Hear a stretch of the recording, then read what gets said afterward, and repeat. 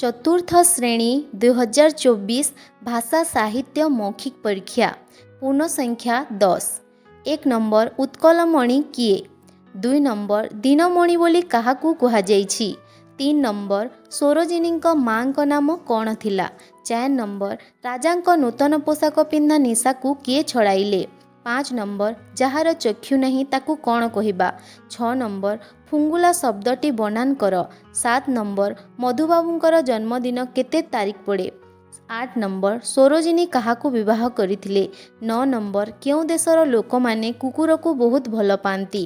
10 number क्यों चमड़ारू जोता तैयारी हुए।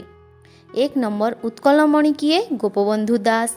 2 नंबर दिनमणि बोली काहाकू कुहाଯାଇଛି ना दिनमणि बोली सूर्यंकू कुहाଯାଇଛି। 3 नंबर सरोजिनीଙ୍କ माँଙ୍କ नाम कौन थिला ना सरोजिनीଙ୍କ माँଙ୍କ नाम बरदा सुंदरी।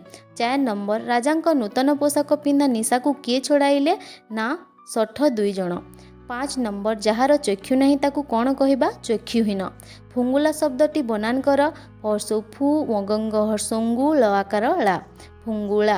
7 नंबर मधुबाबूंकर जन्मदिन केते तारीख पड़े ना मधुबाबूंकर जन्मदिन 1848 मसीहा एप्रिल 28 तारीख पड़े।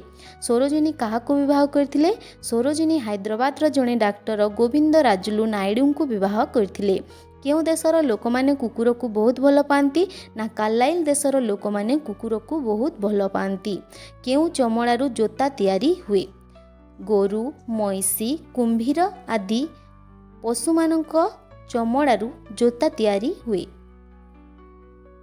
एमिति आहुरी एजुकेशनल वीडियो देखिबा पई आपण माने मोर चैनल को लाइक शेयर करंतु और मो चैनल रे नुआ आसीतिले सब्सक्राइब करबा को जमा भूलंतु नहीं।